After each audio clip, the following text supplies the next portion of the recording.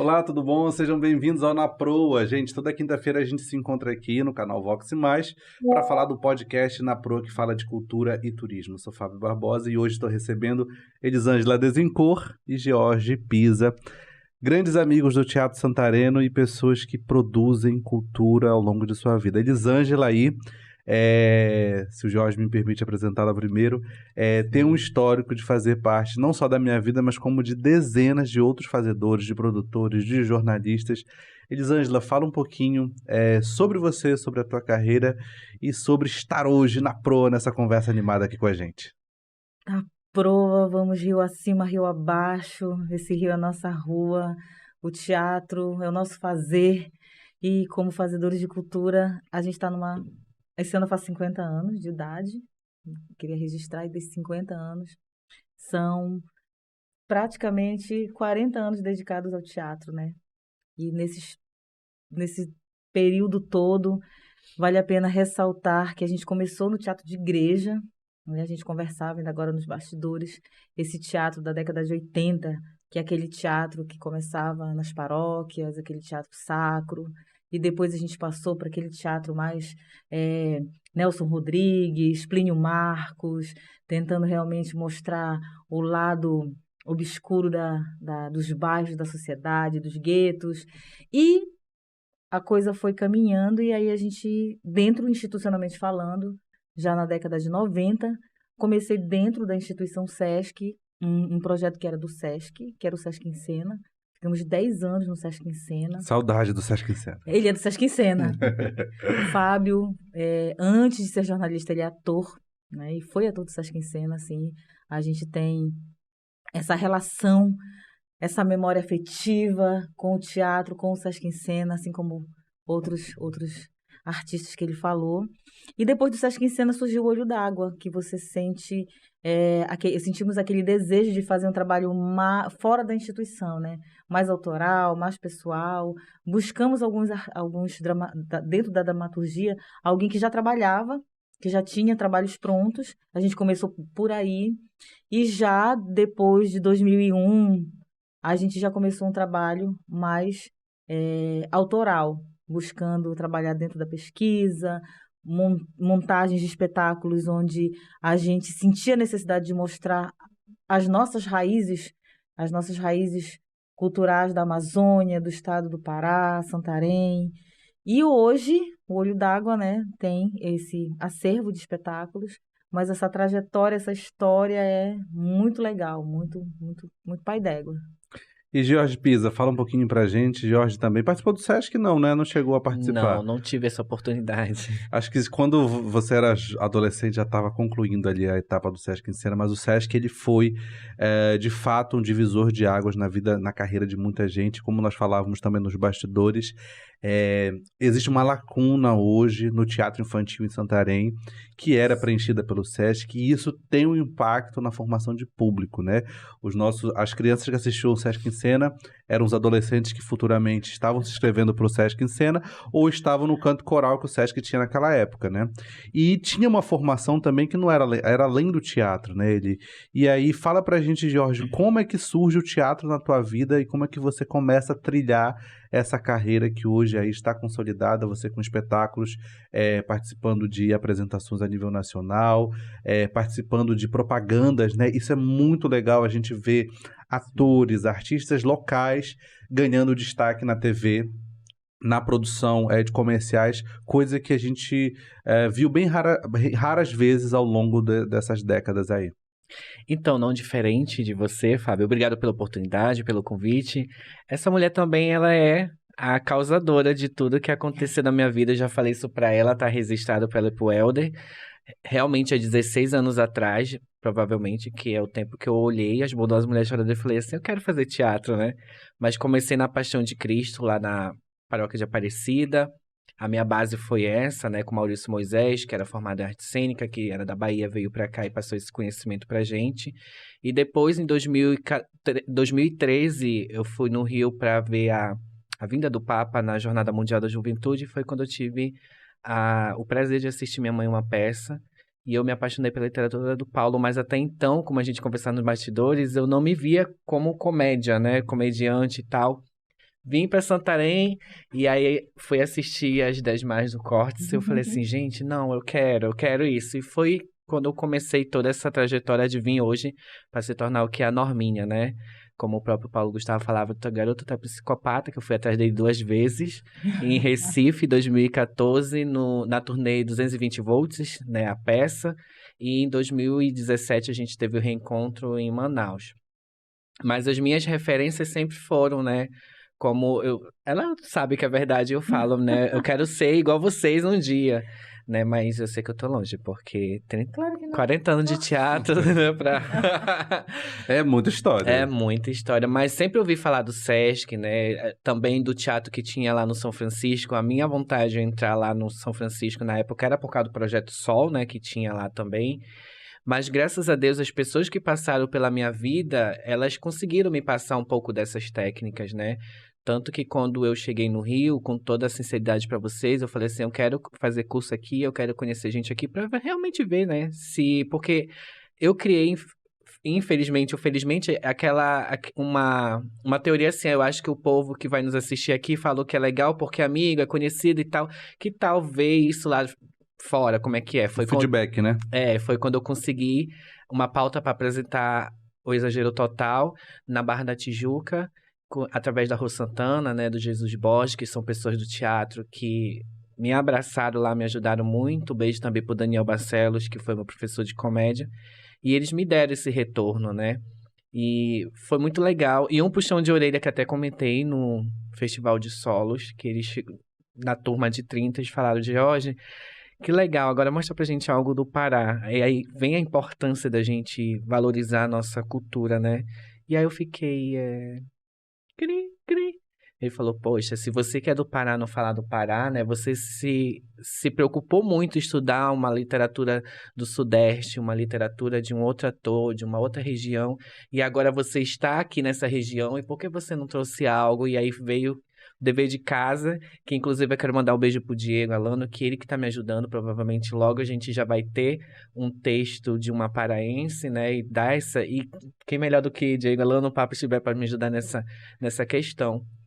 E a minha trajetória no teatro, ela teve tipo uma reviravolta na pandemia, porque nós da arte tivemos que se adaptar àquela realidade. Foi quando eu comecei com muito medo fazer vídeos da Norminha, né? E aí a Roberta me conheceu e eu passei a fazer propaganda da Roberta. Roberta Massafra, Roberta tá, gente? Massafra, beijo. Beijo, Roberta. Maravilhosa ela.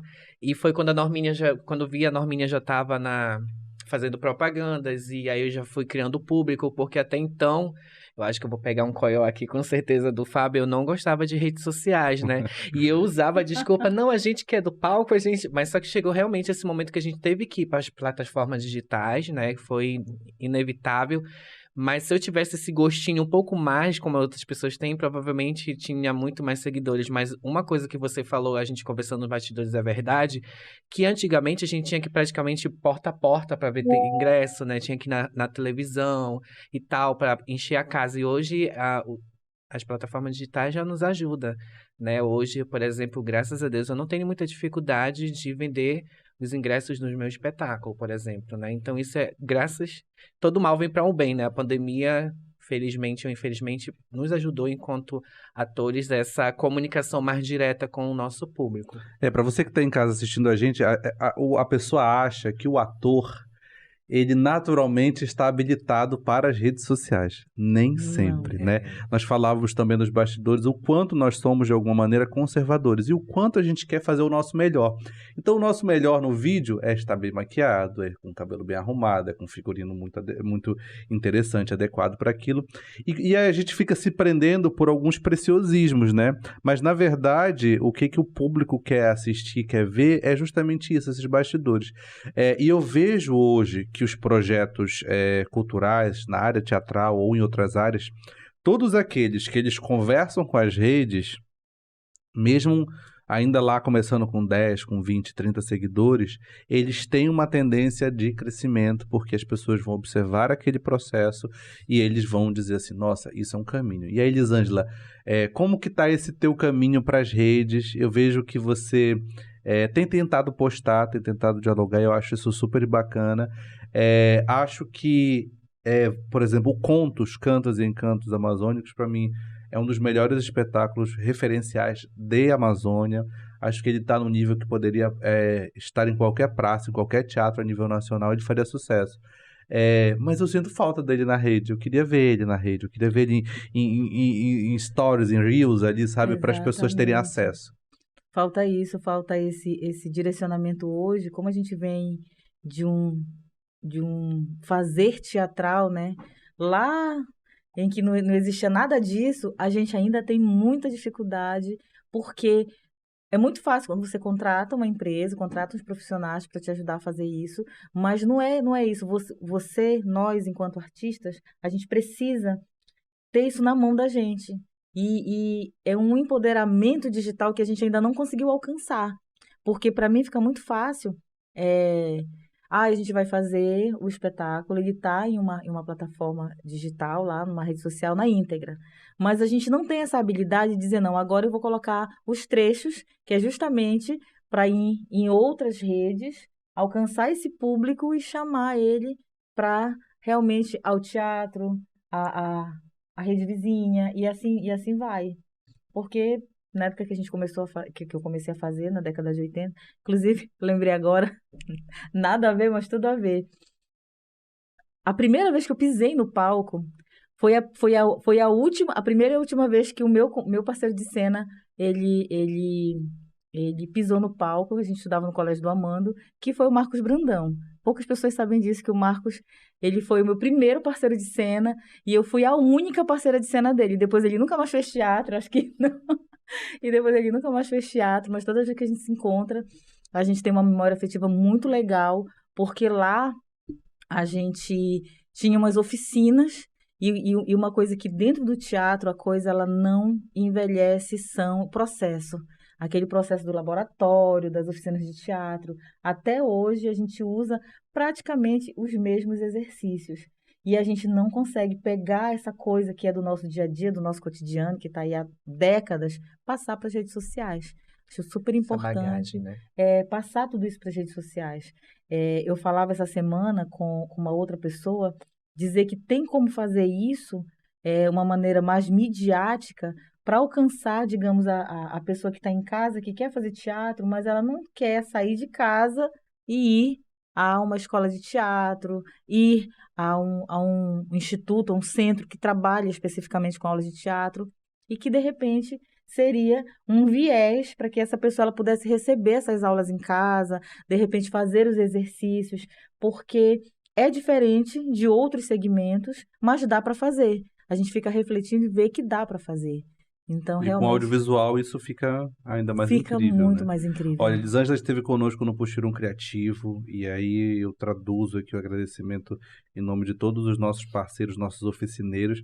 Mas assim, a Eli deixou o elenco, o nosso grupo de atores que estava em formação, totalmente à vontade. Ela deu o módulo 1, né, justamente dessa iniciação, e os próximos oficineiros tiveram o desafio de serem tão encantadores quanto a Eli foi. Então foi difícil. Eu imagino. Até porque também a Eli passou mais tempo com eles do que nós conseguimos passar nos módulos seguintes, né?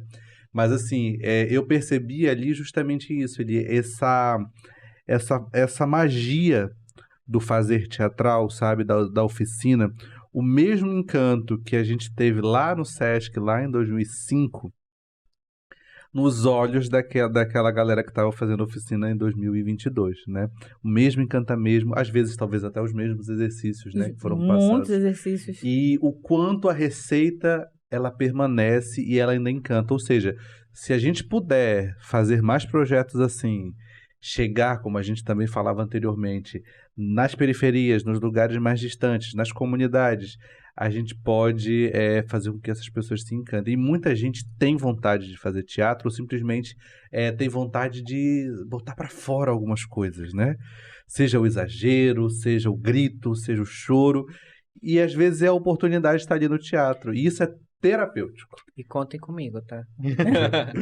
Como dizia a Ninsete Bruno, ela dizia assim que o teatro ele mexe profundamente com o cognitivo.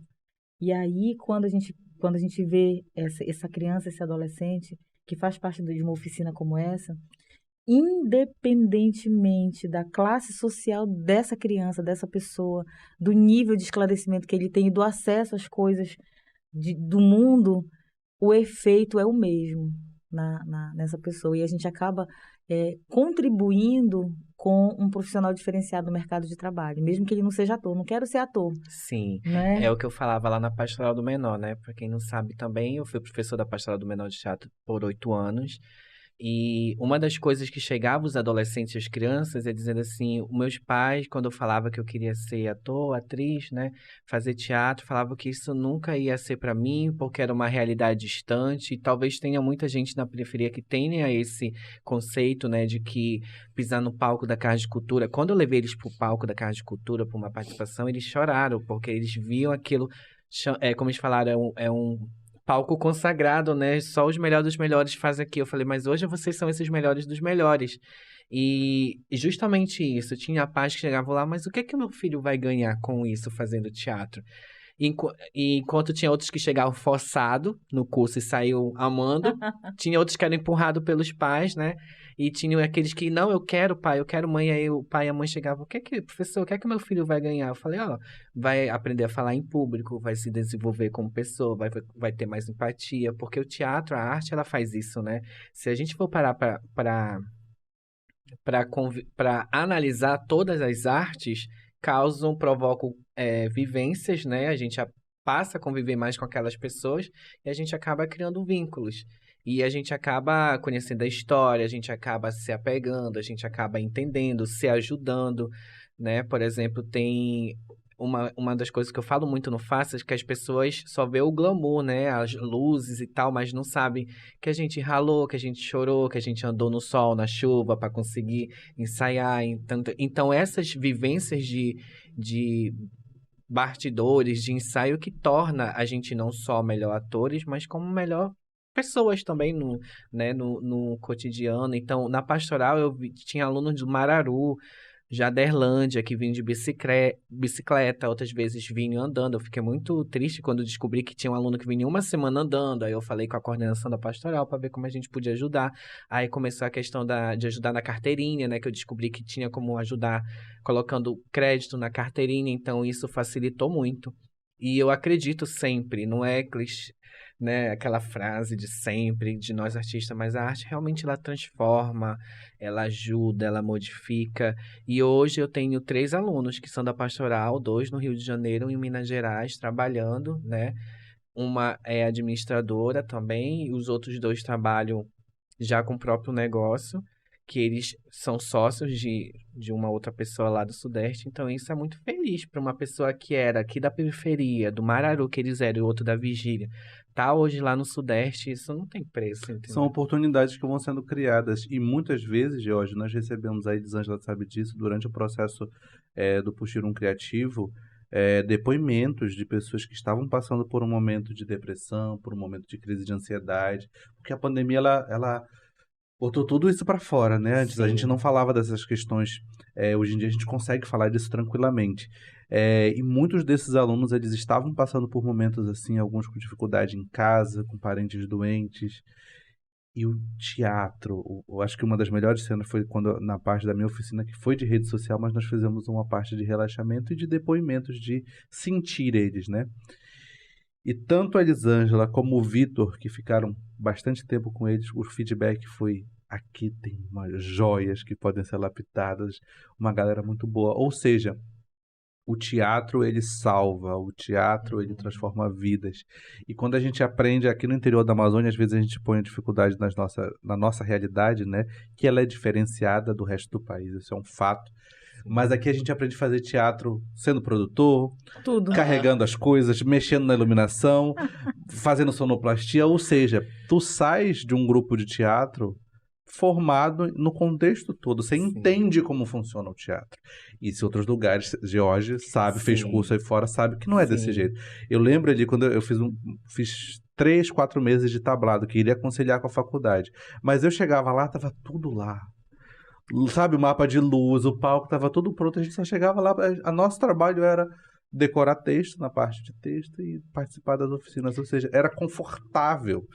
Mas eu queria fazer tudo, eu lembro que eu queria mexer na luz, aí eles não entendiam porque eu queria mexer na luz. E eu vou te falar uma coisa, uma das coisas que eles riam lá no Rio, que eu falava assim, poxa, o meu sonho é chegar em Santarém um dia só pra apresentar, e eles realmente ficaram de boca aberta, né? Não, lá a gente carrega o palco, a gente prega, a gente ajeita, a gente varre, a gente desmonta, a gente tá tirando foto, mas já tá pensando em desmontar o cenário pra outra, entendeu? Tem horário. Tem um horário, eles é mesmo, eu é. E eu acho que aí é o nosso diferencial, entendeu? Porque...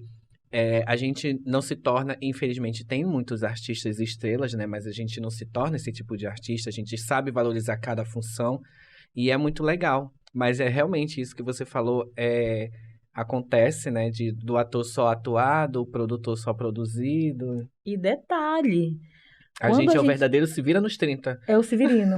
E detalhe, eles ficam abismados em saber que nós moramos na segunda maior cidade do estado do Pará e que a gente não tem teatro, um teatro físico, É verdade. um teatro para o teatro. A gente tem espaços alternativos que a gente se vira para transformar esses espaços em espaços teatrais. Mesmo sabendo que teatro você pode fazer em qualquer lugar, mas a dignidade de ter um espaço físico ainda não é a nossa realidade. Então, eles dizem como, se em cidadezinhas pequenas do interior do Ceará tem, às vezes, 2 até 3 teatros. Em cidades muito menores que Santarém tem mais teatro do que aqui. Então, por exemplo, hoje o Teatro Vitória é o nome de um prédio, mas não é um teatro.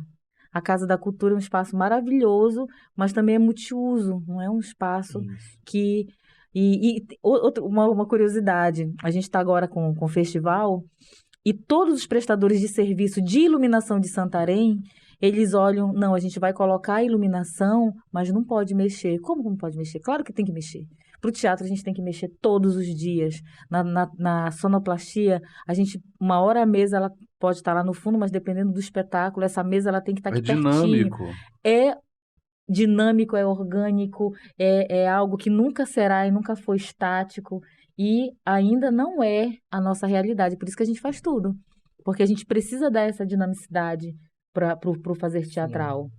Quando eu fui apresentar o Exagero lá na Barra, que eu entrei no teatro mesmo de verdade, que eu vi aquelas camadas e tal, eu fiquei assim um tempão, né? E aí a Renata falou assim, que foi, Jorge? Eu falei, não, é porque lá na nossa cidade a gente tem que fazer um espetáculo já pensando, tipo assim, na Casa da Cultura, né? Eu morro de vontade de fazer um espetáculo, que eu possa fazer uma casa, mas depois que a cena seja na rua, mas na Casa de Cultura, que é o único espaço que a gente tem, graças a Deus ainda. Não dá pra fazer, e lá a gente tem aquelas camadas, né, que pode subir, eu posso fazer um cenário à frente, outro mais atrás, e eu falei, a gente não tem isso na nossa cidade. Ela, e como é que é? Falei, mana, eu vou falar por mim, mas eu acho que vocês vão concordar, a gente faz uma peça com um cenário fixo, a gente já pensa, é uma sala de uma casa, é uma rua, entendeu? A peça toda tem que passar só naquele tempo ali, porque... Por mais que tenha grupos que tentem modificar o cenário, mas às vezes não dá muito certo. Justamente por questão de iluminação, né? Que a gente tem equipamento de iluminação, mas não pode mexer. Outra coisa que eles ficaram lá abismados, que o espaço de teatro tem que ter disponibilidade pros atores, né? Por exemplo, se você vai fazer uma temporada no Teatro Tal de Copacabana, o Teatro Tal de Copacabana tem que dar disponibilidade de ensaios para você se adaptar ao espaço e tal, tudinho. Aí eles ficaram chocados que a gente não, né? Eu falei, não, lá em Santarém a gente passa 2, 3 meses ensaiando no quintal de casa, numa área, e na véspera do espetáculo a gente vai ajustar todos os passos ali porque tá ocupado com outros eventos. Ela, não acredito. Eu falei, E a gente, e assim a gente Gramado. E assim a gente vai sobrevivendo. O Papa Chibé, a vida toda que eu lembro, a gente sempre saiu lá no Gramado e a gente consegue, assim, é tão comum que a gente se acostuma, né? Sim. A gente já, tipo assim, a gente consegue visualizar ali daquele palquinho lá do externo da Casa da Cultura, que tem no Gramado, a gente consegue visualizar o palco da casa e a gente sai lá e todo mundo compreende. E quando vai pro palco, é incrível como a coisa vai, né? E eu vou falar a gente trabalha com a imaginação desde a concepção da coisa, entendeu? Sim. A gente tá imaginando como é. E eu vou falar pra vocês que até minha patrocinadora maravilhosa, Roberta, ela falou assim, onde é o espaço que vocês ensaiam, né, e tal, o Glee, a Normini, eu falei, no quintal de casa, porque o quintal de casa, a Elisângela viu, é areião, só que a gente vira pro lado do palco, como imaginando o palco da casa, e dali sai o Normini, dali sai todas as produções, né, e aí quem vê a produção do Olho d'Água, a de vocês, a nossa, pensa que a gente sempre tá ensaiando no palco, sempre tá num lugar bonito. Não, ó, tá na grama, tá na areia, tá onde Quando o a gente olho? fez o Puxirum Cultural, que a gente entrou no espaço da UFOPA, é um espaço pequeno, mas ele é lindo, com espelhão, lindo espaço. Aí eu disse, gente, aqui eu me criava o resto da vida, porque é um espaço assim que a gente precisa para realmente fechado. Você pode gritar lá dentro, no quintal da casa da gente. A gente não pode gritar muito, porque senão É verdade, vou o pensar que vizinho A a gente chama a vizinhança já polícia. olha, Aí o né? O que vizinho tá já- rolando aqui? É verdade. Lá Ih, do pessoal do Marrato o povo teatro. fica o olhando. pessoal do teatro. Pensa que a gente é doido. Ô, gente, deixa eu aproveitar, eu falei essa frase, o pessoal do teatro. Eu acho que eu ainda peguei, mas é um resquício disso, mas existia um certo preconceito ali. Eu peguei isso, né? Entrei no teatro ali em 2005, adolescência, Alvar Adolfo, ensino médio, ainda tinha um resquício assim de um certo. Ah, a galera do teatro, né? São os gays, são as lésbicas, a galera. Sim. A galera do pecado e tal. Eu queria saber como isso ainda existe, se a gente superou esse momento. Eu acredito que sim, eu acho que eu vejo aí os grupos hoje discutindo alguns temas, seja no stand-up, que permite a gente essa licença poética de falar de qualquer coisa, né? Sem censura. E aqui também a gente tá sem censura, tá? O diretor falou que assim, pode falar o que quiser. Que bom, E aí, diretor. eu queria essa opinião de vocês sobre esse cenário atual do Teatro em Santarém. A gente vê que os grupos passaram por um momento da pandemia ali, produzindo muito do que era teatro, era do palco, foi para o audiovisual. Alguns grupos conseguiram captar, outros não conseguiram, e aí a lição de casa para a gente fazer. Quem captou, incentivar quem não captou. Eu acho que precisamos fazer com que o recurso flua e chegue na base, chegue na ponta. A gente quer ver George trabalhando com o Aldir Blanc, a gente quer ver vários grupos fazendo isso. Por quê? Porque a gente vê a capacidade técnica dos nossos colegas e eles estão prontos para trabalhar com recurso. Como eu falei com o Mohamed e Priscila aqui, lá no nosso primeiro programa, o que o Aldir Blanc mostrou pra gente? Nós sabemos fazer, nós fazemos bem, a gente só precisa de recurso. E às vezes nem é tanto, é muito. E aí, Verdade. falem pra gente sobre isso. Deixa eu só pegar algo que você falou lá atrás e que é importante a gente mencionar sobre a questão do audiovisual. Quando a Roberta me descobriu, você falou de, às vezes, só precisa de uma oportunidade, de um incentivo. Eu tinha 700 e poucos seguidores.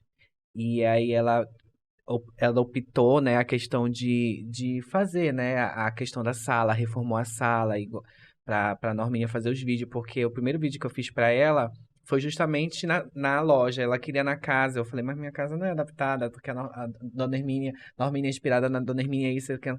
E daí hoje, graças a E quem Deus, eu trabalha já com tenho... audiovisual, a Norminha tá lá, precisa de profundidade pra câmera, sim. não sei o quê, né? Tem E aí a tudo isso. Elisângela viu, você ainda não teve a oportunidade de convidar para um café, tem um holofote, né? Que Eu vi. justamente para as gravações da Norminha. Então, e hoje eu tenho, graças a Deus, eu acho pouco ainda para quem não tem esse hábito ainda de redes sociais, 12 mil seguidores, mas isso que você falou é importante, a gente conseguir e ajudar os outros grupos a ir, né?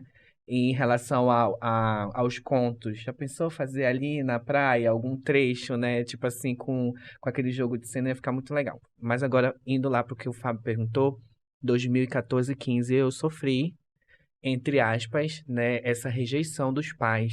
Meu filho quer fazer curso de teatro, tem futebol, tem marcenaria, tem informática, teatro não é coisa de viado, entendeu? Então eu ficava assim, e aí já tinha a questão do professor também, né, que olhando de longe ali no escuro já percebe também. Aí eu falei, poxa, e agora, né? Infelizmente. E o meu pai teve esse conceito também, e consegui mudar em casa, né? E eu levei meu pai pra assistir Bondosa Mulher Choradeiras pra me poder falar que eu queria fazer Norminha, né? Mas nem se compara um Helder da vida com o George, né? Olha, papai, ele é homem! Ele é homem, tá de mulher, será que eu posso? De cara eram 3 vestidos de mulher, né? Com direito a lingerie, Adriano. Mas eu fui esperto, as Bondosas me salvou. em 2012. Mas tinha, assim. Tem. Eu não sei hoje, né? Porque hoje tá tudo mais muito. E você de uma família de Libera. artistas, né? Também, seu Sim. pai músico, o pai dele era músico, né? Meus irmãos também pegaram essa parte do saxofone, da música. Ele tentou me ensinar música, mas é pura matemática, eu não tive paciência, eu não quero. Esse negócio de tempo contra... Não, deixa. Bolinha aberta, bolinha fechada. Não quero. Mas, Fábio, eu tive sim, sabe? Eu não sei hoje, eu não consegui, assim... Eu não percebi, na verdade, da pandemia pra cá, né? Eu acho que tá mais fluido. Acho que Mas tá mais tranquilo. ali quando eu entrei na pastoral 2014, 2015, sim, que coisa de viado, não tenho o que fazer, isso não dá certo, não dá futuro. Mas a gente tinha que bater nessa tecla da educação, né? Da formação do eu, de tudo. O teatro, se a gente for parar, não é porque a gente é suspeito, mas as pessoas que eu acho que não acreditavam no teatro e hoje acreditam através do testemunho dos próprios filhos seriam as melhores pessoas para estarem falando, né? Porque, como você falou, o teatro ele transforma e tal. Mas eu creio que hoje deve estar mais light, porque depois da pandemia, muitas mais pessoas passaram a ver homem com peruca fazendo vídeos, né? E mulher fazendo homem, homem fazendo mulher. Os próprios Então, memes do TikTok, né? Boa parte deles são isso. sim. São homens vestidos de mulheres ou mulheres vestidas de homens. E ou não seja, é querendo puxar. E não é carnaval. E não é querendo puxar pro meu ídolo também, mas no último filme, né, que o Paulo abordou a questão do casamento, do respeito, né, sobre a questão do homossexual, de como ser acolhido pela própria mãe, né, usando a personagem, eu acho que o povo conseguiu ver mais isso. Só que, infelizmente, a gente viu também que não só os gays, as lésbicas, mas a classe artística foi desvalorizada também no último governo, né? E aí a gente via mais essa resistência, essa questão de que não presta, isso, aquilo, que isso não é futuro. Se falando de cultura, eu fui para um debate e tinha umas pessoas, realmente, agora, final, outubro do ano passado, quando eu cheguei, eu fui para um debate falar sobre cultura, né? Sobre a importância. E aí, quando foi a minha vez de falar, antes de eu pegar o microfone, teve um que rebateu. Parada gay não é cultura. Aí eu parei assim, poxa, já é preconceito extremo, né? Eu vim pra Aqui em falar. Santarém? Foi. Nossa. Eu vim para falar de cultura no geral, só por causa do meu jeito, só por causa do meu ser, e já pulou que parada gay não é cultura. Entendeu? Então, infelizmente, realmente, ainda tem sim um pouquinho disso, sabe? Algumas pessoas que, na verdade, é pessoas que precisam de mais conhecimento, né? Pessoas que precisam tirar a ignorância e aprender a valorizar a arte no geral. É a galera que não assistiu teatro quando era criança, gente. Exatamente. Ou então é galera que queria fazer teatro e não tinha coragem, não pôde. pôde. Eli, Olha, hoje, no momento atual, a gente vive em uma sociedade onde existem pessoas tão extremistas que ainda é muito presente, né? A questão do preconceito com a arte cênica, com o teatro, com a galera da dança. A gente ouve muito ainda, a gente ainda percebe, porque o teatro ele dá para o ser humano, as artes em geral, uma liberdade absurda.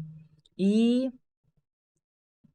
a gente tem a base, a nossa base, que é a nossa família, e essa família às vezes não está preparado para esse revelar artístico absurdo, que acaba perpassando também pela liberdade da sexualidade, pela liberdade de expressão, onde você está ali não só utilizando a arte cênica, teatral, dança ou qualquer outro tipo de arte, mas principalmente você consegue revelar todo o teu potencial naquele momento que você está em cena, que você está utilizando aquela arte para se apresentar. Então, ainda tem sim um preconceito muito grande, a gente percebe jovens e adolescentes ainda escondendo as suas vontades, né, para estar na cena, para estar realmente vivenciando aqueles momentos únicos que o teatro ele proporciona para a gente, por questões familiares, por questões religiosas.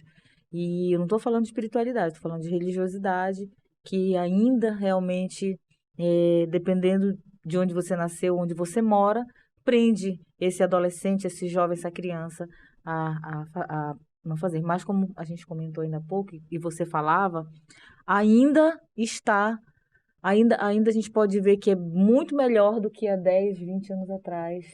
Essa convivência, esse fazer, tá muito mais fluido. Com certeza está mais tranquilo hoje falar e fazer Elisângela, essa teatro. fala do Jorge, quando ele coloca aí de levar o pai para assistir Mulheres Choradeiras, eu acho que a Mulheres Choradeiras do Olho d'Água é um marco no teatro local, Sim. porque já tem mais de 10 anos, né? Isso. Não pela questão teatral, pela cênica, pelo formato, etc. Eu assisti ali em alguns momentos a construção disso, eu tive essa honra. Cheguei até a fazer teste em algum momento para interpretar um dos personagens. Ai, meu sonho. Queria ser pelo menos a morta lá. E aí eu percebo isso. Eu quero ser a que mostra a bunda mesmo. A prudência, né? A prudência. E assim, as Mulheres Choradeiras, eu não sei se vocês, Rielda, já avaliaram isso, mas o impacto que o homem vestido de mulher, né? 3 homens vestidos de mulheres, interpretando 3 senhorinhas. A crítica através né? do humor, A né? crítica através do humor. Isso tem muito a ver também com as nossas raízes, com, às vezes, essa questão da própria da hipocrisia da sociedade, né? Que ali vai se revelando ao longo daquela conversa, daquele diálogo. E assim, vocês têm essa noção que esse espetáculo, ou outros espetáculos como contos também, eles fazem parte de gatilhos mentais para dezenas e talvez centenas de pessoas que encontraram ali um estalo de ei, eu posso levar meu pai vai ver que homem pode se vestir de mulher e tá tudo bem, ou eu quero fazer teatro Mais porque ou aquilo é menos. legal, sabe? Então Mais são ou menos. mudanças, são estalos, são gatilhos que podem ser positivos. Vocês têm essa noção? Deixa eu só complementar, Mais ou se o Fábio menos. me permite. Claro. No meu caso, como é que você se sente? Foi 2, né? Um de que eu quero fazer teatro, eu quero ser igual eles, e esse outro eu vou levar meu pai pra ver eles, pra me poder usar esse exemplo, pra mim poder me vestir de mulher. Então foram 2 momentos, né? O Jorge, espectador criancinha, queria ver, queria ser assim, e depois o Jorge já adulto, né? Querendo justificar. Então, realmente, essa pergunta do Fábio, gostaria de saber a resposta. Mais ou menos. Eu acho que a gente acaba não tendo essa dimensão toda que tu acabou de falar, porque realmente foge quando você coloca aquela dramaturgia na cena, ela deixa de ser sua, deixa de ser do autor, passa a ser do mundo e alcança as pessoas de maneira diferente. E alcança de maneiras que a gente nunca nem pensou, imaginou que iria alcançar. Então a gente já teve relatos dos mais diversos por conta desse espetáculo. E um dos momentos assim que foi o ápice das Mulheres Choradeiras foi quando a gente apresentou no Teatro Amazonas. E o Teatro Amazonas ficou lotado de gente. E aí a gente descobriu que tinham pessoas que vieram de Belém, compraram passagem, que já tinham assistido em Belém, foram para Manaus ver o espetáculo, e pessoas de Santarém que chamaram outras pessoas de cidades vizinhas que compraram passagem para ir para Manaus assistir o espetáculo. Então foi um momento assim incrível, e as pessoas elas falavam essas coisas e a gente não conseguia ter essa noção, ter a ficha parece que não caía naquele momento, que era um espetáculo que tinha essa dimensão, que alcançava de maneira absurdamente diferente pessoas diferentes. Assim como a gente tinha, por exemplo, o Levi, que foi a primeira astúcia. O Levi vinha de uma família tradicional, de uma igreja evangélica muito tradicional, e aí ele acabava dizendo, mas nos enterros a minha mãe cantava essa música. Então a mãe dele acabava sendo aquela pessoa que era a gente ia beber dessa fonte. Mas em tal lugar os enterros aconteciam dessa forma. E aí a gente descobriu que pessoas que trabalhavam muito próximo da gente, elas eram verdadeiras carpideiras e são carpideiras até hoje. Aonde elas sabem que tem um velório, elas estão lá. Uhum. E elas nem conhecem o morto, não precisa conhecer o morto. Essas mulheres, elas vão lá, e também a gente bebia dessa fonte. E o espetáculo, ele acabou sendo, em determinados momentos, alcançando o psicológico das pessoas, o emocional, refletindo sobre questões sociais, porque eu acredito que além do texto ser muito legal, muito denso, a gente ia com essas pessoas reais que faziam a mesma coisa que as três mulheres choradeiras faziam. E aí por isso que eu digo, mais ou menos, a gente não consegue mensurar, não, E tá Fábio. sempre em construção, né, Elisângela? Acho que o Jorge também pode abordar isso, por exemplo. Inclusive, Helder e Brás estão procurando um ator para fazer a Prudência, Então, Helder. gente, olha aí, eu posso Helder. me candidatar? Helder Aguiar, nós temos Helder. Jorge Mesa aqui. Fábio, eu já ia perguntar isso, porque que a gente quer saber, né, Elisângela? Por exemplo, tem grandes sucessos e a Bondosa Mulher Choradeira realmente foi, Falta de ator. né, público sempre grande e tal, aqui em outras cidades. E, por exemplo, eu já ia lançar essa proposta, por exemplo, Abracadabra, né, de 1993, fizeram Belíssimas agora, né, o 2, as mesmas atrizes e tal, e eu já ia falar, gente, bora resgatar essas bondosas, Bora, Helder, porque Brás. eu acho, assim, que é algo muito bom, uma literatura boa e emocionante, principalmente pra gente, né, que foi crescendo, vendo, assistindo, toda vez chegava a ter na Casa de Cultura, das últimas apresentações, as bondosas sexta, sábado, domingo, né? E eu não esqueço, eu ia todo dia, não sei como, mas eu sentava em cadeiras diferentes, na primeira sentar na frente, eu ia me espalhando assim, até chegar lá, ficar que nem uma osga, porque eu tinha vergonha deles falarem assim, sim, não tem o que fazer, não, E eu lembro muito bem que as últimas que eu fui, eu falei, aí até eu chamei a família, mas será que vai dar gente? Eu falei, vai sim, nem que seja eu, vai, porque foi no final do ano, foi 28, 29, não, 29, 30, 31 e 1º de 2012 para 2013, se eu não me engano. Eu vou abrir um fã-clube, tá, Helder? Eu sei tudo das bondosas. Não, e Jorge, aproveita e fala pra gente também dessa repercussão, né?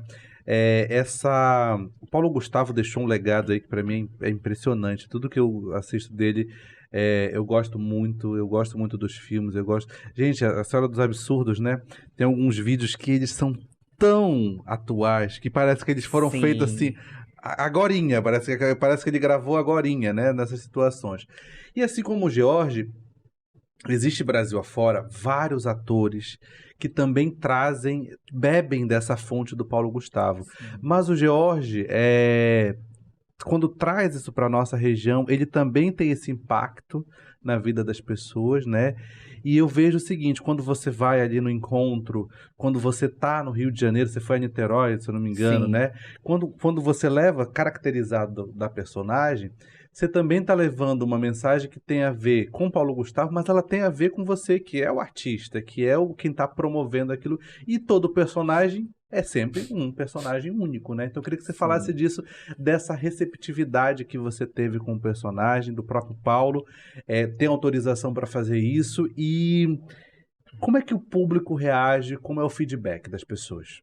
Então, no primeiro encontro eu tava de George, né? E no segundo eu fui de Normínia. E ele tava de Dona Hermínia. E uma coisa que foi engraçada é que eu não ia conseguir, porque eu já estava na Pastoral do Menor e ele estava em Manaus e foi a despedida da minha mãe, uma peça que foi um ano antes da pandemia. E aí eu falei assim, gente, e agora? Eu quero que ele veja. Até então, porque infelizmente eu percebi que não estava tendo aqui em Santarém muita credibilidade, né? Parecia assim que as pessoas não acreditavam muito, que eu tinha ido até ele em 2014, ter entregado a carta e tal. E eu falei isso para ele. E aí tava lá em Manaus, um público de 5 mil pessoas, ele falou, não, isso não existe. Aí tem, pra quem não sabe, tá lá, né, em destaque no meu Instagram, o vídeo com ele. Aí ele fala, não, então vamos gravar e tal, tudinho. E aí que vem a gravação, só que eu queria que ele falasse, né, Normínia, exagero total. E depois, quando ele sempre atendia todo mundo, vinha de Paulo Gustavo, eu falei, Paulo, mas era Normínia, exagero total. Ele, amor, você tem 4 mil aí? Não tem, né? Se eu falasse, você já ia ter que pagar para aquela dali, entendeu? Publi, não posso. O importante é que eu fiz e tal. E mal, para quem puder assistir, pode ver, parece que ele já sabia ali naquele vídeo, é como se ele estivesse falando, tá, vai, continua, alguma coisa assim, porque pareceu uma despedida, né? Quando ele morreu e assisti aquele vídeo, eu me emocionei muito, porque até no próprio vídeo ele fala, eu quero ir em Santarém, se não der para ir nessa encarnação, eu vou na outra, no vídeo da autorização. Mas aí, quando se tratou de ser chamado pelo Fagner para ir no encontro, né? E aí primeiro vem a questão de Norminha. Aí quando chega lá caracterizado e aí a produção fala assim, não, mas só que não era de Geórgia, eu já fiquei chateado. Olha, eu vim lá na puta que pariu, tá? E vocês falaram que era personagem, eu vou entrar, nem que seja de personagem, nem de Geórgia, nem de Java 4, mas eu vou entrar nessa merda. Não, a gente vai ver com a nossa assessoria, não sei o quê. E aí, quando eles foram pesquisar a questão do vídeo e tal, e entra em contato com fulano ciclano, depois vieram o almoço, só faltaram me carregar, né? E o Manuel foi muito bem na introdução dele, eu me emocionei mesmo, tanto que ele percebeu como tá no vídeo lá, os olhos brilhando, a Patrícia. E aí, quando se chegou de andar pelo Rio de Janeiro e Niterói, eu fiquei com medo, né? Porque no início tinha alguns fãs do Paulo que me atacavam, sabe? Por isso que eu queria muito esse vídeo com ele, que ele fez, e depois do vídeo realmente pararam. E é como o Anderson falou, que trabalha com a questão jurídica, falou, não posta, porque isso realmente é válido e tal. E as pessoas pararam de me atacar e começaram a me seguir. E aí criaram um grupo que existe até hoje, né? Apaixonados por PG, que tem fãs de todo o Brasil. E eu tô lá, e aí tem outros artistas que estão aparecendo também, né? Eu tô me tornando amigo agora também da Dona Hermínia de BC, que também tá ganhando muito destaque. Não tive a oportunidade de conversar com ele a mesma coisa que o Paulo teve comigo, né? Olha, quer fazer, faça, mas não usa Dona Hermínia porque você pode ter problema. E realmente, gente, todos que usaram o nome Dona Hermínia, que subiram, hoje não fazem mais. Como o Ricardo também do Rio e tal, justamente pela questão da personagem. Mas quando eu fui na rua, assim, todo mundo se encantava, sabe? Dona Hermínia e tal, tudinha chegava, tirava foto, e aí procurava saber do artista, como você falou. E eu falava, não, eu sou lá de Santana, do Pará aqui, não sei o quê. E aí eles se apaixonavam pela personagem também, entendeu? E eu acho legal isso porque de imediato as pessoas vê na rua que não me conhece a Dona Hermínia, mas quando vai lá e tira foto e conversa, eles entendem a questão da adaptação, e me seguem, tanto que hoje é bem visível a questão dos seguidores. Mas assim, o que me emocionou muito foi em janeiro, eu cheguei até engasgo de novo. E agora, na última vez, foram duas crianças. Uma foram criancinha de 5 anos, a outra já maior. A maiorzinha, que foi na minha apresentação no Museu da Manhã, começou a chorar e eu fiquei desesperado, né? E a Larissa, que estava me acompanhando lá, teve a ideia de pegar o telefone da mãe e tal, tudinho, tanto para pedir autorização para me postar nas redes sociais esse encontro, né? Ela chorou muito, porque ela tinha o sonho de conhecer o Paulo Gustavo, a Dona Hermínia, e através de mim ela conseguiu ter esse abraço que ela sabia que não ia conseguir. Já o de Niterói, a criancinha que vocês também podem ver, uma moreninha me abraça, e aí um pequenininho chega assim, oi, Paulo Gustavo, você não morreu não, né? Aí eu, não! Eu não ia falar pra criancinha que eu não era, e eu tava mais magro, tá, gente? Agora eu tô bolofo. Né? Então, isso é muito bom. E a questão do que a Elisângela falou, né? Eu faço vídeo, mas pra mim, na minha cabeça, só mais aqui em Santarém, o ver e tal, a gente não tem noção de quem tá do outro lado, a gente não tem noção do nosso alcance. E já teve pessoas de depressão, que estão fazendo tratamento de câncer, que estavam tristes, né? Pessoas que estavam com um dia ruim. Enfermeiros do hospital de campanha me mandavam mensagem, olha, a gente chega em casa com medo, né? Cansado dessa luta da pandemia, a gente vê os teus vídeos e deixa o nosso dia mais leve. Então, eu gosto A rede aí, ó. Volta muito pra rede, o Volta pra impacto positivo que a rede causa na vida das Sim, pessoas e muito. que o teatro também, através da rede, sendo E replicado. através das redes sociais, da Norminha começar a aparecer, que eu conseguia aqui em Santarém, com as pessoas, com os empresários, com os fãs, a passagem para ir, né? Para ir ao Rio, para mim ir lá na primeira vez pro programa, através da Roberta, Massafra e outros patrocinadores. A segunda, para mim estudar, foram os fãs mesmo da Norminha, entendeu? Até porque eu optei em cuidar do meu pai, né? Antes da pandemia, e aí, desde a pandemia, eu fiquei sem emprego e vim me sustentando até hoje através da Norminha e graças a essas pessoas. Então a rede social ela tem esse impacto, as pessoas acolhem bem e eu fico feliz porque eu acho importante ressaltar que eu nunca quis ser o Paulo Gustavo, né? Eu nunca quis ser a Dona Hermínia. Tanto que a Norminha, hoje a Elisângela lembrou, ela nunca usou bobs, né? E a roupa é diferenciada. Só que depois, quando eu fui na estreia do filme Minha Mãe, Uma Peça 3 no Rio Tapajós, e aí as pessoas... Cresceu muito mais a popularidade da feita que eu coloquei os bobs e fiz um vestido semelhante ao do filme. Aí eu falei, não, peraí, se eu tenho a benção do cara e tal, tudinho, então eu vou fazer isso. Aí a Normínia foi ficando mais próxima da Dona Hermínia, mas... Digamos que seja uma prima paraense. A gente fala isso, digamos que seja uma prima paraense. Tanto que quando ela faleceu, o Paulo Gustavo faleceu, eu fiz um vídeo, né? Tipo, a minha prima Hermine e tal, também tá nas minhas redes sociais. E eu acho muito gostoso, né? Essa literatura é um cara que me mostrou que eu tinha essa capacidade para fazer comédia. Eu vim do drama, né? Eu vim da igreja, como a gente estava conversando, e hoje fazer comédia, ele me ensinou de uma certa forma a questão do jogar o texto rápido, mas de uma forma compreensível, de saber improvisar, né? Porque eu acho que a Elisângela já viu, acho que você pode ter visto a questão de improvisar, assim, me dá um tema que eu desenvolvo aqui na minha cabeça como seria a Dona Hermínia falando isso, e é muito legal. Mas hoje Dona Normínia já encontrou com o pastor Oséias. Né, já na mesmo. Casa da Cultura. Mas aí fui eu que fiquei tímido. Porque eu não estava preparado para ser o pastor naquele momento. É verdade. Mas hoje eu tenho uma vontade muito grande, assim, eu sou muito grato a tudo que a Normínia fez e faz por mim. Mas hoje, assim, eu posso falar para vocês que eu tenho essa vontade, né, de ter algo meu. Eu, tipo assim, eu me vejo na escola do Paulo e agora eu quero ter o meu TCC, né, fazer algo meu.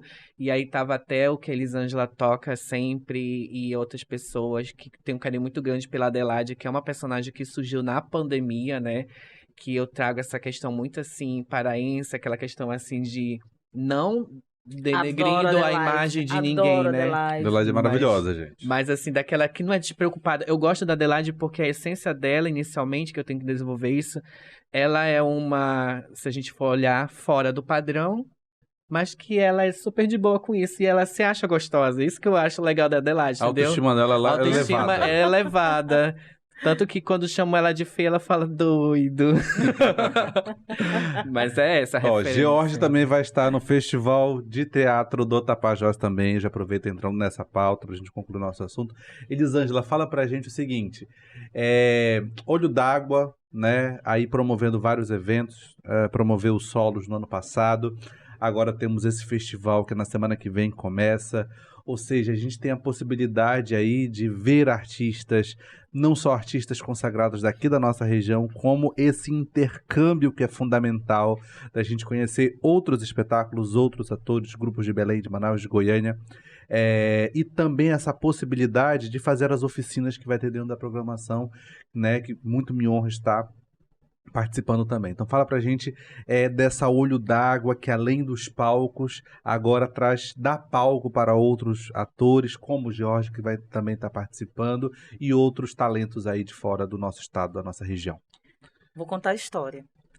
Helder está muito mais hoje na área da produção, né? Por isso que Mulheres Choradeiras deu aquela parada, porque o último grupo que fez as choradeiras, né, que foi o Adri Denner, não, vou cuidar do meu negócio, ele está muito dentro da área do audiovisual, cuidando da empresa dele, não tem tempo mesmo. A Ibraz casou várias vezes, diga-se de passagem. Parece a Gretchen, gente. Ele Parece a Gretchen. Também, né? E Helder chegou a um ponto que disse assim, não, gente, eu gosto muito de fazer projetos, de captar recursos, de fazer os eventos, né? Então, vários eventos, vários projetos ele acabou fazendo, não só para Santarém, mas para outros produtores de cidades vizinhas. E ele sempre teve a vontade de fazer um festival em caráter competitivo. Então, o que é o mais bacana de um evento como esse, como você mesmo falou, é a troca. É quando não é o julgar, porque quem somos nós, mesmo que o cara seja de notório saber, mas quem é esse cara para julgar? Mas quando faz um projeto como esse, nesse formato em que você coloca essas pessoas com artistas locais, regionais, nacionais, e vamos falar sobre isso, falar sobre esse fazer, que é um fazer muito, muito específico, muito, muito peculiar das nossas vivências, e a gente tem a oportunidade de debater sobre isso dentro das oficinas, né? Eu acho que tu vais dar uma oficina sobre tecnologia do teatro e a importância disso para a sociedade, a importância disso para o artista, como é que isso se dá e como é que eu posso ter isso na minha mão. Eu tô doido para fazer essa oficina, não vou conseguir, claro, mas as oficinas elas vão oportunizar a sociedade e outros artistas locais que não estão diretamente dentro do festival a trocar esse conhecimento. É, todos os nossos instrutores são de Santarém, então essa valorização importante dessa mão de obra Super. local, que é especializadíssima. A gente sempre vem de uma cultura que o que é bom é de fora, e não é. Hoje a gente tem profissionais excelentes na cidade de Santarém para falar sobre os mais diversos assuntos dentro das artes cênicas e dentro do teatro. Então, vai ter oficina de elaboração de projetos culturais, de tecnologia para o teatro, iniciação teatral, expressão corporal, como Ramos de Flecha, com FB, com o Helder, né? Kennedy Arilau, o Alenils como historiador, falando sobre teatro contemporâneo, dando uma oficina sobre isso, de dramaturgia com Egon Pacheco, que também tem um trabalho maravilhoso hoje dentro das artes cênicas, dentro da pedagogia. Então, o festival ele vem para instrumentalizar, fomentar, provocar, que eu acho que é o mais importante, essa provocação que um evento como esse ele causa dentro do segmento artístico junto à sociedade. E quem nunca foi ao teatro vai ver uma oportunidade, depois dessa pandemia, de ir lá, sentar, rir com a Norminha ou ficar com medo, né? Se assistir um espetáculo que tem uma temática mais séria, né? Ou se emocionar se for um drama. Então, tem para todos os gostos, para todas as idades. E eu tenho certeza que o Festival de Teatro Tapajós, ele acontece no Tapajós, mas ele agrega e junta pessoas de vários lugares do Brasil. Muitos fazeres e muitos saberes. Eu acho que ele já começa grande, sendo um festival nacional e que dê tudo certo e que vocês possam, né, que estão assistindo a gente, acompanhar. E aí a gente já encaminha para o nosso finalzinho do podcast. A conversa tá maravilhosa, a gente poderia passar aqui horas e horas e horas conversando. Jorge, muito obrigado pela sua presença, suas considerações finais. Não, sobre o festival, o primeiro festival que eu vou participar já desse nível nacional, né? Eu já tô completamente cagado, já comprei até fralda geriátrica pra mim. Mas assim, eu quero agradecer a oportunidade, a Vox, a você pelo convite, a estar aqui nesse bate-papo gostoso, né? Em pleno mês de carnaval, cultura, gritando, semana que vem festival. Então, obrigado, Elisângela, pela troca de experiência, por colocar também agora a nível nacional, né? Que você foi uma que causou, assim, essa vontade de fazer teatro. E a você, Fábio, também, tá bom? E a todos vocês que nos acompanham, muito obrigado e até Tamo a junto, próxima. meu querido. Ó, o Jorge, então, o arroba dele tá aí embaixo. Pra você que quiser segui-lo nas redes sociais, já segue. Elisângela Desencourt. Obrigada, Fábio, grandemente o George, ao podcast Na Proa, que é a oportunidade da gente poder estar divulgando isso.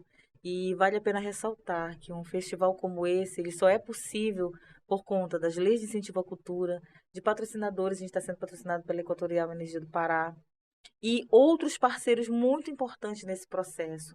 E, principalmente, nada disso acontece sem pessoas, né? Hoje a gente tem Fábio, que é do Papaxibé e também participa de outros grupos. Nós temos o Mohamed Flecha, da Atas, a Elisa, que também é do Papaxibé, né? E também Tem participa 3 da do Papaxibé lá. Tem 3 do Papaxibé, a galera do Cauré, que está fazendo parte desse corpo técnico, artistas como da Faces, né? Uhum. Que traz um espetáculo para dentro. Então, não adianta dizer que a gente vai fazer só porque a gente não faz. A gente faz com pessoas de notório saber, que tem uma grande importância para a nossa história, principalmente, mas para a história do teatro local. E espaços como esse aqui, que raramente temos na nossa região, no nosso estado, né? Pode-se dizer que o podcast Na Proa é um dos poucos lugares que abre esse espaço para o teatro, para falar de teatro, para falar da importância disso para a vida da sociedade, para a vida de cada um, das pessoas que são envolvidas no processo. Eu posso só ressaltar Pode. algo? Claro. É importante também a você que está em casa, você que está acompanhando sempre aqui, né, na Proa com o Fábio, e sobre esse assunto e nos dias do festival, né? Valorizar também o esforço do projeto em si, né? Desde quem escreveu, quem está executando, os artistas que estão se preparando para a semana que vem fazer um show. Cada noite vai ser um show diferente, então é importante agora você, público aí do outro lado, e, né, até porque as entradas são gratuitas, então vamos lá prestigiar, deixar a casa cheia, porque vocês são um gás para que a gente que esteja no palco dê o melhor do nosso show. Exatamente. Totalmente entrada franca para esse festival de 7 a 17 de fevereiro na Casa da Cultura, com acessibilidade em Libras e audiodescrição. Então ele vai estar depois todinho nas plataformas digitais, acessível gratuitamente às pessoas que não puderem ir na casa. Mas nunca é e nunca será como corpo a corpo, né? Sentir essa energia do público no teatro, assistindo os espetáculos. Vai ser incrível. Todos vocês estão convidados desde já. Obrigada, Fábio, obrigada. Nos encontramos por lá. E esse feedback, gente, que a Elisângela e o Jorge apresentam aqui, é o feedback do público, né? Aquela oportunidade de sentir o público. Nossa. Toda vez que você faz um espetáculo, é sempre de um jeito, nunca é igual. Dependendo da plateia, as reações, isso vai conduzindo o ator. E isso nos ajuda a construir o personagem também, né? A viver essa experiência. Então, a presença de você, a gente reforça aquela campanha que exige já há um tempão. Vamos ao teatro, vá ao teatro, traga um amigo, incentive as pessoas. E esse espaço aqui, ele foi criado para isso. Ele sempre estará aberto para fazedores e fazedoras de cultura, para a galera do turismo, para a gente falar de pautas positivas, contar boas histórias e ter boas conversas. A gente se encontra na semana que vem, galera. Até mais!